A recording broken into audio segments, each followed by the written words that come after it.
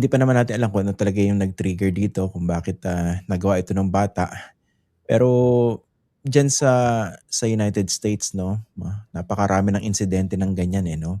Ano ba yung parang nakitang pattern dun sa mga pag-aaral, tsaka as far as law enforcement was concerned? Yes, thank you, Christian. Ano, tama, dito sa United States, mayroon na kaming almost 1,000 incidents of school shooting ngayong taon pa lamang, alright? And ito ay almost naging normal na occurrences dito sa United States. Pero dito sa Pilipinas, tulad na nabanggit mo, ito na yung pangalawa ngayong taon. And ito yung dalawang unang school shooting na nangyari sa Pilipinas. And my fear, Christian, is that this will also be a regular occurrence.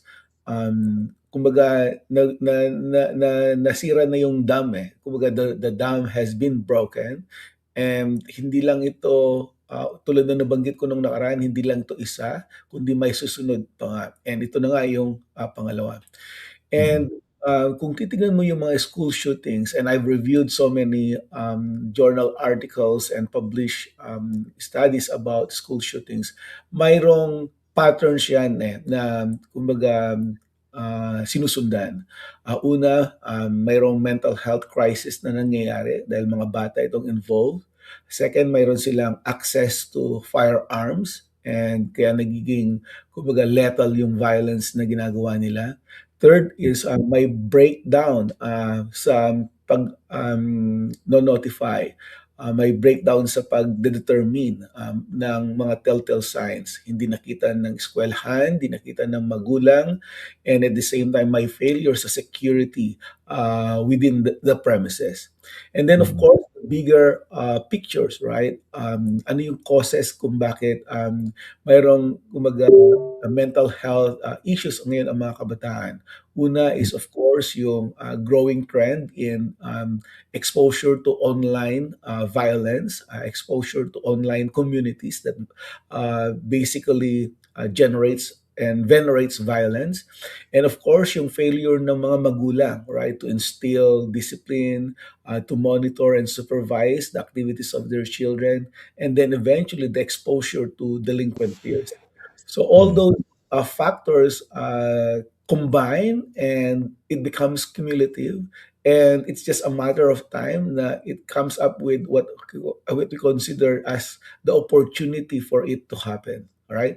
So Mm. dito kasi sa pag-aaral, for a crime like this to happen, three things have to emerge. One is the presence of a motivated offender. Ito yung bata na may mental health breakdown.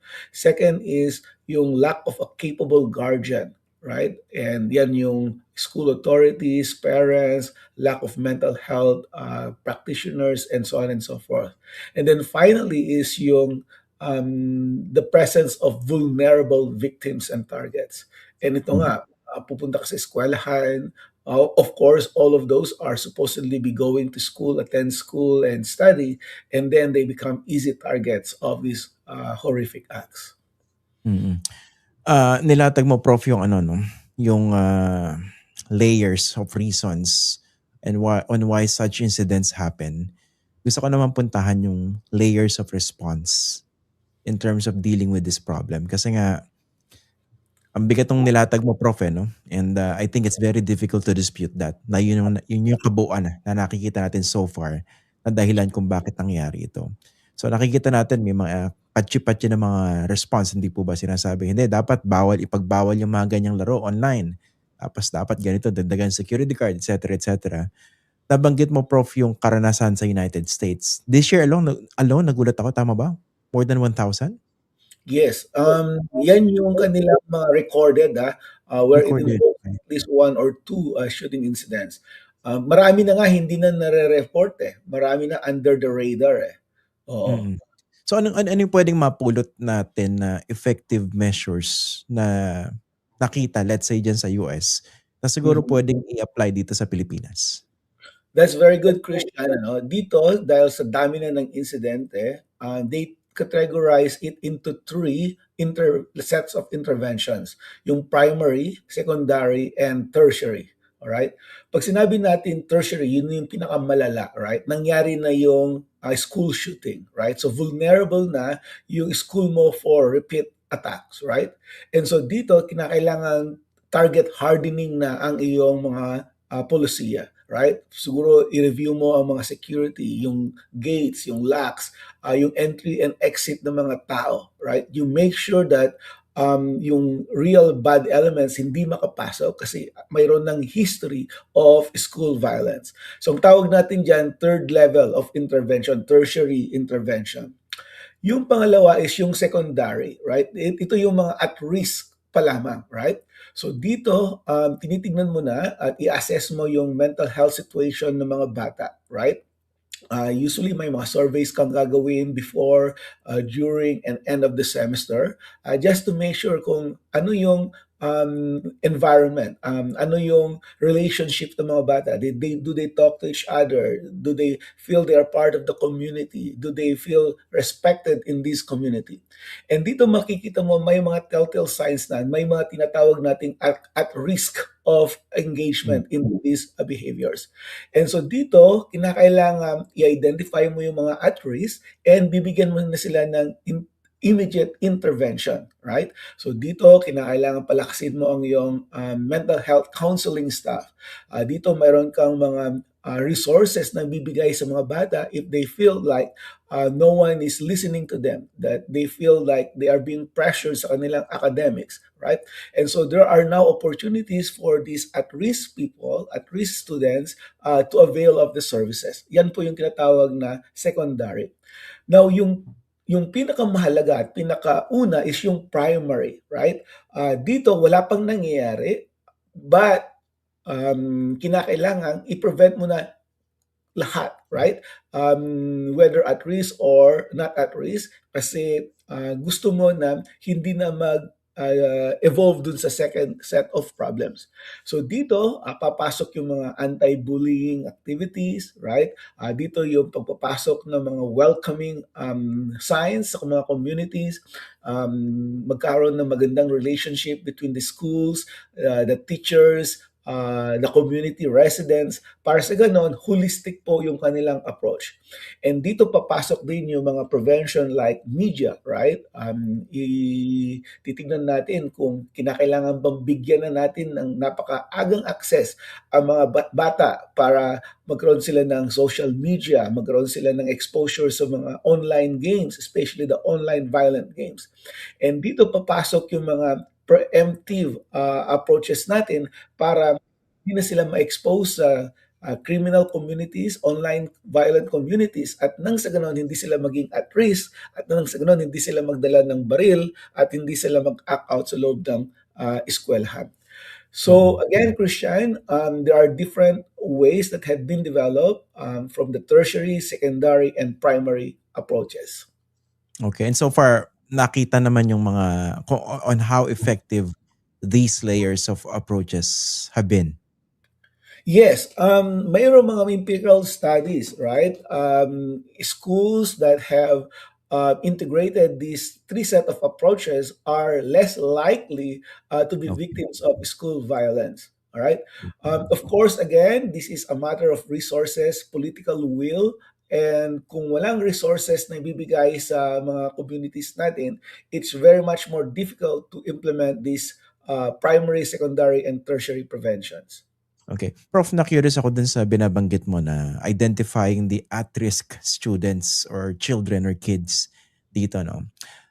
Let's try to be concrete, no? Ididikit ko siya doon sa issue ng access to firearms. Kasi tama naman, di ba? Kahit ano pang pag-manipulate dyan ng, let's say, online community, kung masadlak man yan doon sa tinatawag na violent, nihilistic extremism, kung wala pa rin siyang access, let's say, baril, hindi niya magagawa yan, hindi po ba? Okay? So, kunwari, ang isang bata, exposed sa baril early on. Let's say, relatives or parents, merong baril. Can that automatically be seen as an indicator na, teka muna, kumustahin natin tong bata na to? May access to. So, pwede ba yung itanong sa survey, let's say, sino sa inyo yung may mga magulang na siguro may pagmamaari ng baril? Ganun ba yun? Pwede bang maging starting point siya ng conversation? Yes, definitely, Christian. Yung mga at-risk kids, makikita mo yan either by surveys or by observations. All right. So, for example, at this term of the start of the term, you could have questions like, "Do you believe in a single-parent home? Do you live in a two-parent home? Meron ka bang consistent na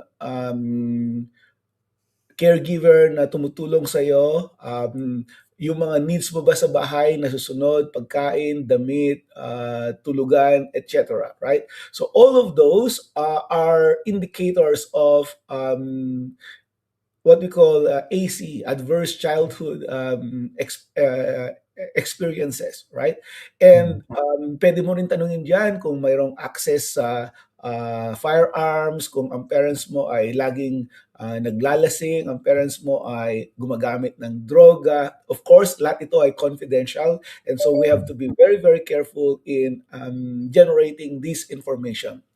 But aside from surveys, Christian, and interviews, dito papasok yung observations din ng mga teachers, dito papasok yung observation ng mga counselors, kung mayroong school resource officers, pwede rin. So for example, kung ang bata ay laging late, laging absent, alright, at ang bata ay hindi pumapasok ng maayos, laging gutom, or ang damit niya ay laging gusgusin, right? So minsan, yun ang mga telltale signs na napababayaan yung bata sa bahay, right? So makikita mo, siya ba ay may kausap sa school, sa playground, kung siya ba ay nabubuli, kung siya ba ay mayroong sinasalihang mga extracurricular activities tulad ng basketball, volleyball, or siya ay ostracized.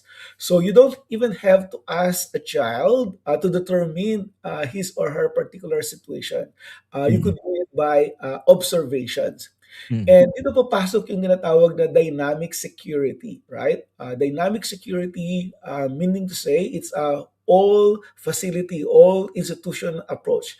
Yung security guards, right? Nagbibigay ng feedback sa mga teachers, sa principal, or yung mga janitors, right? So nakikita nila din yung mga behavior ng mga estudyante. And then of course, the teachers, the advisors. All of these, Christian, can be collected, magkaroon ng feedback sa school, and then they will be able to identify kids who are at risk, right? Kids who needs attention. So hindi to presumption na sila ay masamang tao. Hindi to presumption na sila ay masamang bata at kinakailangang expel natin sila. No. This is a preventive action, and the idea is to support them. No child left behind, ika nga. The idea is to give them the resources so that they will be part of the community holistically.